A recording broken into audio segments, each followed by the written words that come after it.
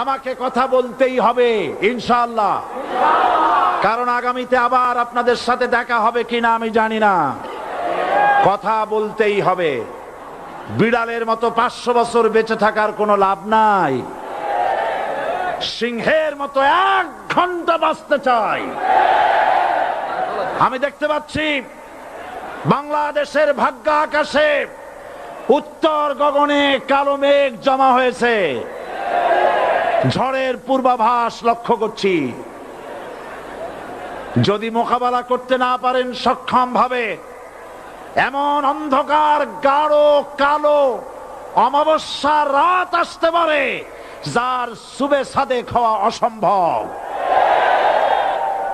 সুতরাং আপনারা কি কাপুরুষের মতো কাফের মুশরিকদের গোলামি করে মরতে চান? বিড়ালের মতো 500 বছর বেঁচে থাকার কোনো লাভ নাই।